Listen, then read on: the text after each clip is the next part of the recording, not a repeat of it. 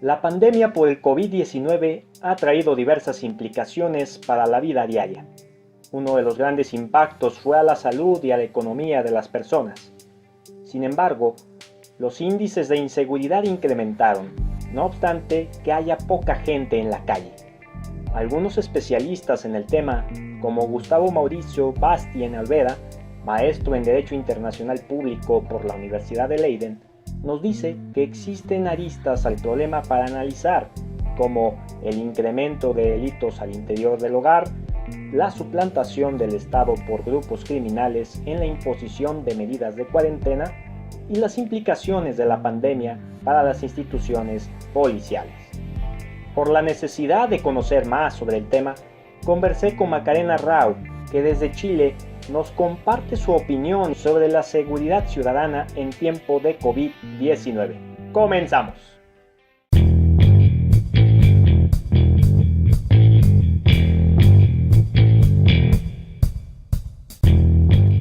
Queridos amigos, soy Rodolfo Guerrero Martínez, representante legal y socio fundador de Coffee Law SC. Para mí es un gusto estar teniendo un muy ameno diálogo con todas y todos, con una invitada de lujo, una crack en la materia, que es Macarena Rau. Ella es presidente del International Septet Association, ella es doctora en urbanismo y es arquitecta y es una líder incansable para establecer proyectos sobre el tema que vamos a estar abordando, de la seguridad urbana en tiempos de COVID-19, que sin duda alguna hemos hablado mucho sobre temas de economía, de salud, pero la seguridad nunca se puede quedar en segundo término. Y bueno, querida Macarena, qué gusto tenerte aquí conmigo.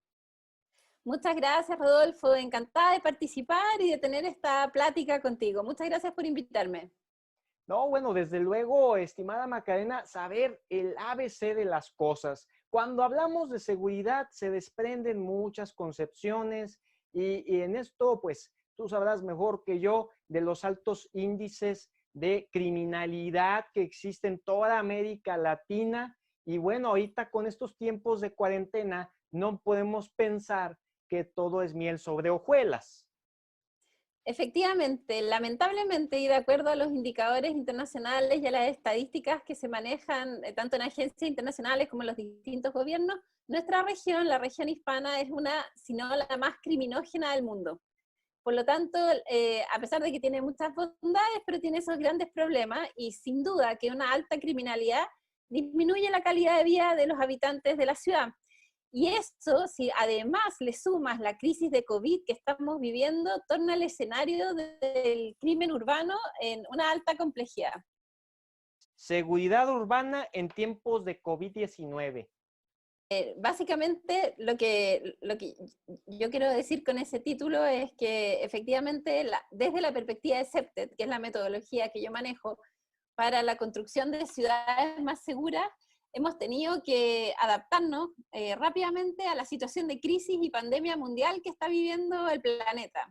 Y que de alguna manera yo creo que todos lo hemos vivido en primera persona.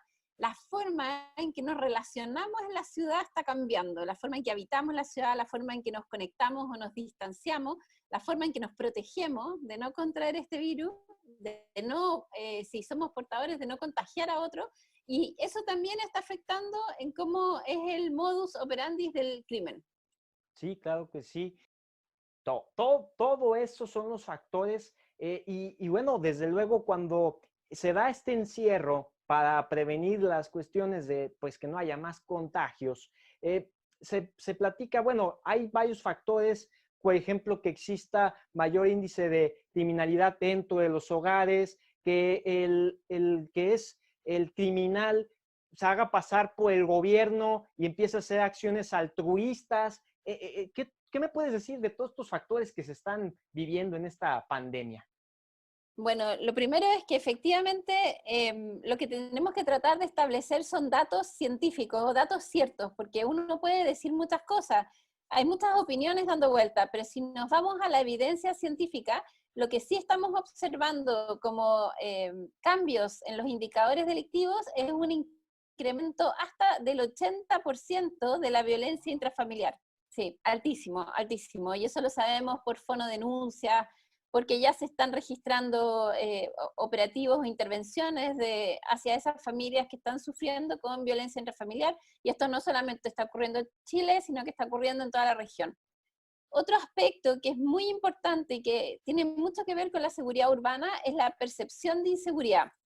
Actualmente no tenemos todavía registros científicos validados sobre el incremento de la percepción de inseguridad, pero sin duda, y esto es una hipótesis mía, que después en alguna investigación me gustaría corroborar, efectivamente se ha disparado. No solamente tenemos miedo de la posibilidad de crimen, sino que el miedo de morir. El ser humano, frente al instinto de supervivencia, levanta los umbrales de percepción de temor de manera altísima. Entonces, nuestras ciudades están enfrentando niveles de temor que yo creo que nunca antes habían enfrentado por la posibilidad de la muerte. Vaya que sí. Entonces, bueno, eso es una de las partes que me parece asombroso el porcentaje. Y bueno, ahora mucho es este rol de la prevención y de estos hechos que se establecen por parte, bueno, en el estado de Jalisco, de la gobernanza a través de lo metropolitano, de la gestión del urbanismo. Aquí, ¿qué se puede establecer para darle pues un buen enfoque a la sociedad? Bueno, es muy importante tu pregunta porque como gobierno se puede hacer mucho. Lo primero que hay que considerar es que al estar en cuarentena o al estar en el encierro, que es necesario, y la distancia social, tenemos que atender la salud mental de las personas, porque todos, y me incluyo, todas las personas vamos a sufrir niveles de estrés que probablemente antes no habíamos sufrido, porque estamos en escenarios inciertos, o porque se ha perdido el trabajo, o porque algún familiar puede enfermarse, y la incertidumbre y la amenaza de muerte nos conecta con el instinto básico de supervivencia. Entonces, hay muchos más brotes psicológicos, psiquiátricos que antes, y eso también está bien conectado con el incremento de la violencia intrafamiliar. Por lo tanto, el dar asistencia en salud mental es fundamental, y ojalá esa asistencia incluso puede ser telefónica, pero de alguna manera ver la forma de apoyar y contener a la ciudadanía en este proceso de cuarentena o de encierro. Indiscutiblemente, bueno, se tienen que hacer una serie de adecuaciones. No sé cuáles son las que percibes que sería importante ir haciendo más allá del hecho de decir, bueno, es que las personas van a estar abriendo gradualmente sus empresas, sus pequeños negocios, pero más allá de eso, ¿cuáles son las cosas que deberías de encauzar para que esto sirva para pues mejores planes de vigilancia, de que las personas sepan que hay otras formas de la movilización, porque las empresas ya decidieron no estar todo el día en unas oficinas muy retirados de sus hogares, y que les permita estar con sus hijos y que no estén inseguros, y una serie de cosas que anteriormente se originaban, ¿no? Sí, efectivamente, como tú comentas y tú apuntas a un tema muy especial, que es estando en reclusión o en cuarentena y después abriéndose lentamente hacia una como posible nueva normalidad o normalidad en escenarios de COVID. Es muy importante primero conocer muy bien y respetar las medidas de prevención de salud sanitarias. Eso es lo fundamental, pero para eso necesitamos información para la población y necesitamos elementos, porque si se acaba el alcohol gel, ya no quedan mascarillas, ya no quedan guantes, entre otros aspectos, es difícil llevar las medidas sanitarias. Luego, otro aspecto que yo estoy recomendando mucho en los foros donde estoy participando es que hacer la distancia, o sea, hacer la distinción entre distanciamiento social y conexión humana. Las políticas nos piden, o el gobierno, que tomemos un distanciamiento social preventivo, ¿verdad? Una distancia real con respecto a otro ser humano. Pero eso no implica que nos tengamos que desconectar emocionalmente, o que nos conectemos así como lo estamos haciendo tú y yo a través de la plataforma Zoom. Hay muchas plataformas. Entonces, de alguna manera hay que buscar un equilibrio entre distanciarse socialmente para no ser contagiados, pero también un equilibrio para conectarnos humanamente, para contenernos y para no perder eso que nos distingue como especie, que estamos, nos necesitamos unos a otros para estar bien. Sí, la verdad es que son dos factores que pocos han tratado sobre la mesa. Y bueno, también cuando hablamos de este circuito de la seguridad urbana, mucho es hacer énfasis en que cuáles son estos elementos. La mayoría de las personas que están fuera del enfoque de saber lo valioso que es la seguridad no sabe pues ni qué es, ni qué elementos hay, pero lo único que sí saben es que es importante vivir en paz y en armonía. Pero ¿cuáles serían estos elementos que muchas veces se desconocen, querida Macarena? Bueno, nosotros desde la metodología CEPTED, es una metodología que se define como un conjunto de estrategias que mediante la modificación de variables ambientales busca el logro de tres objetivos básicos, que es reducir delitos de oportunidad, reducir percepción de inseguridad, pero aumentar la calidad de vida. Esta metodología se funda en la década del 70 y ya ha ido evolucionando hasta una tercera generación, que es la que está entrando ahora. Y esta tercera generación considera la salud pública, para que veas con lo contingente de la crisis, como uno de los pilares fundamentales para la realización personal y colectiva del ser humano en la ciudad. Entonces, ahora que estamos justamente con los sistemas sanitarios y los actores de la salud pública como protagonistas de la ciudad, y nosotros más en retiro, es muy importante este CEPTED de tercera generación. Tercera generación. Ahora, después de estos parámetros del distanciamiento social y la conexión humana, que me parecieron dos elementos que quiero rescatar mucho, ¿cuáles son los rubros que ahorita pues se le va a dar otro enfoque? Porque, bueno, normalmente cuando uno vivía nada más en su casa, pues vivías unas cuantas horas del día, pero con esta cuarentena, pues eso se ha hecho ya todo el día. Entonces, a lo mejor sea importante manejar protocolos al respecto, o no sé si ya existan. Exacto, mira, es muy buena tu pregunta. Yo creo que esta crisis llegó para hacer un cambio definitivo y cuántico. En realidad no creo que volvamos a vivir como vivíamos antes, que eso lo he escuchado en varios foros. No es que vamos a estar como antes, sino que todo este conocimiento de crisis y supervivencia lo vamos a incorporar, como tú dices, en nuevos diseños, nuevos protocolos. Por ejemplo, siempre vamos a considerar, si vamos a diseñar un parque, no solamente desde la perspectiva CEPTED de la seguridad urbana, los principios fundamentales que son vigilancia natural, control natural de acceso, reforzamiento territorial, mantenimiento y participación comunitaria, sino que ahora todos los principios de salud pública y de prevención, de bioseguridad. Entonces, probablemente cómo me lavo las manos, qué medidas de higiene guardo respecto al parque, es súper importante. Yo creo que esta crisis nos está realmente removiendo hasta los cimientos como especie humana y va a ser todo distinto.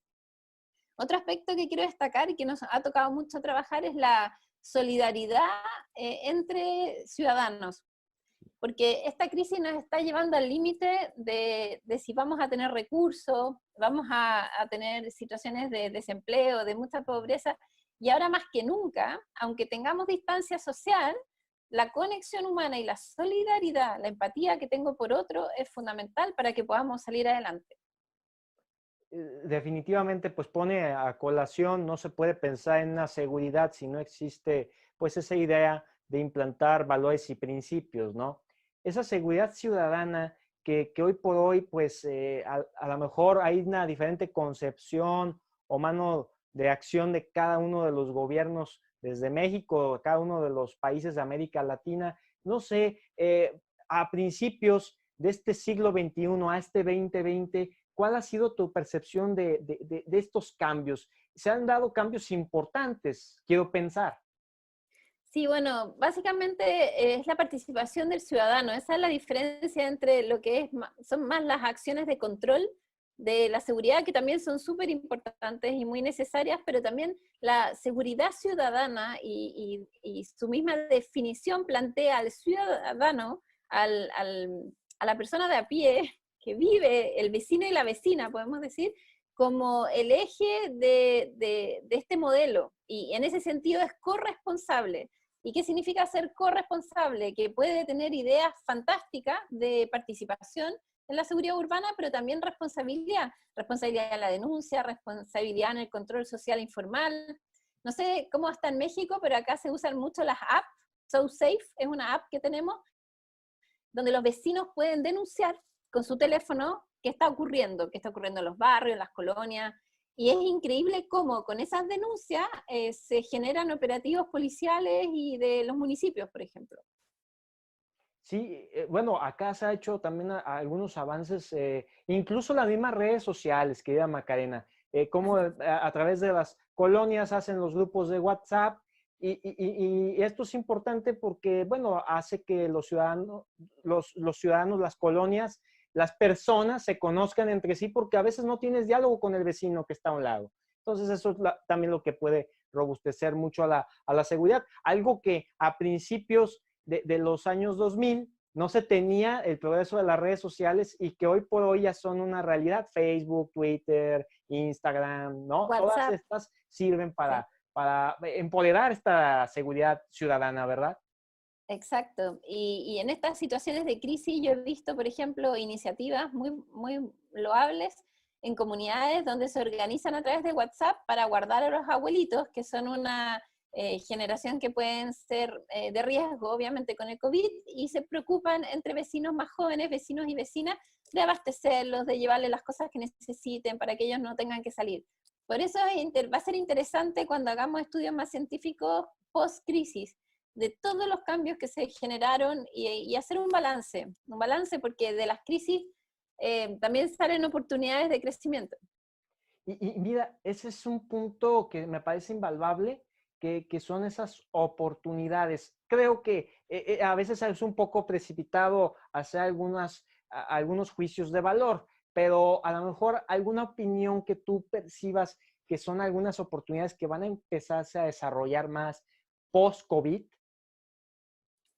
Mira, bueno, primero es bien terrible la crisis porque lamentamos muchísimo la cantidad de muertes y apoyamos a las familias que han tenido que sufrir esta desgracia. Eso es lo primero, que sí o sí es una crisis que nos duele a todos porque es muy doloroso el nivel de muertos que tenemos o de contagiados. Esto sí o sí nos duele a todos, pero también es importante pensar qué va a pasar después de que transitemos como humanidad por un periodo de escasez de recursos y si antes vivíamos con 600 pesos y vamos a tener que vivir con 100, entendamos que quizás no teníamos que vivir con 600 y que efectivamente uno le va a tener que poner énfasis a las cosas más básicas, a lo más básico, al reciclaje, a la sostenibilidad, quizás no tanto al materialismo. Probablemente vamos a valorar muchísimo la conexión humana, no va a ser como antes, que la dábamos por garantizada, ahora va a ser hoy, no he podido ver a mi mamá hace 3 meses, 4 meses, abrazarla, porque la estaba protegiendo, entonces cuando la tenga al lado va a ser otro tipo de comprensión y de nivel de conciencia, eso espero yo. Y en términos de criminalidad, tenemos que investigar lo que está pasando, como te digo, en términos de violencia intrafamiliar es dramático, también ha aumentado mucho las solicitudes de divorcio, por lo menos en Chile. Entonces, hay temas que están aflorando que si no fuera por la crisis no los estaríamos observando. Sí, sí, definitivamente, pues, y es alarmante, ¿no? Incluso a través de los diferentes, pues, artefactos tecnológicos, cómo también se da esto, ¿no? Toda una variedad de delitos cibernéticos. Pero justamente cuando hablamos de seguridad ciudadana, pues nos estamos haciendo énfasis al rol que tenemos cada uno de nosotros, porque a veces esperamos que solamente el gobierno venga a solucionar todo y estamos hablando de seguridad ciudadana. Entonces, el ciudadano, ¿qué es lo que debe de hacer para contribuir a cambiar su realidad y crear un impacto positivo a lo que lo rodea? Es, es mucho lo que se puede hacer. Bueno, de partida hay dos fenómenos socioambientales, diría yo, que están ocurriendo ahorita y que están bastante nuevos, pero que se van a asentar, que es el teletrabajo, trabajo remoto a distancia, y la educación a distancia por parte de los colegios.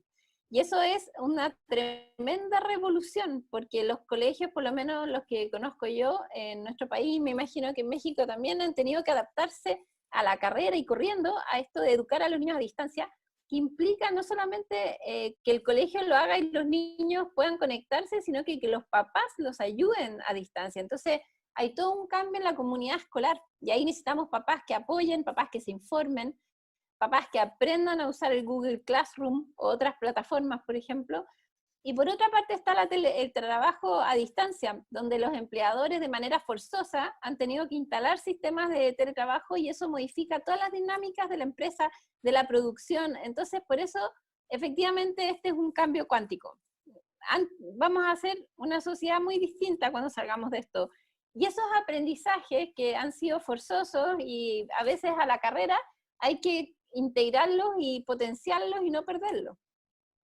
Sí, es algo importantísimo. Y el gobierno, que ya que has promovido importantes trabajos y los has presentado en diferentes partes, el gobierno, ¿qué tiene que hacer? ¿Qué tiene que empezar a trabajar? O incluso, a lo mejor, qué cosas ya que ha trabajado oportunamente, no lo sé. Sabe al respecto, Macarena. Mira, yo creo que un gobierno que de alguna manera se alinea con esta crisis de forma más positiva es un gobierno que se alinea con los ciudadanos.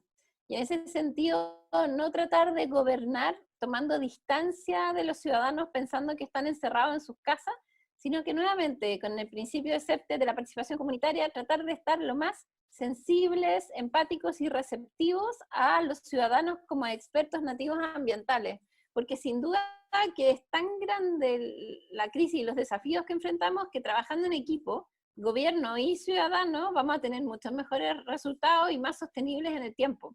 Yo te puedo dar como caso y ejemplo lo que he vivido en el colegio de mi hijo, donde antes tenía yo personalmente un rol más como un apoderado más, y en esta crisis me he involucrado muchísimo, muchísimo. Estoy metida en todos los grupos de padres posibles del colegio para tratar de apoyar al colegio y a la comunidad escolar en la educación a distancia. Y ha sido mucho tiempo sin dormir, mucho trabajo, pero también ahí me doy cuenta de la importancia, porque el colegio ha ido mejorando mucho el sistema, escuchando a los padres y viceversa.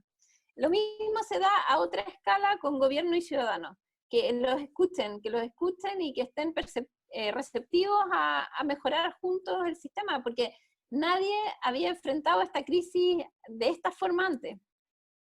Sí, definitivamente fue algo nuevo para todo el planeta, pero precisamente en Chile, bueno, me pienso que ha habido cosas muy acertadas en cuestión de prever este factor de la seguridad ciudadana a través de algunos protocolos. Me gustaría que nos compartieras al respecto, ya que en México pues se tienen otros trabajos, otra serie de documentos, ¿no? Sí.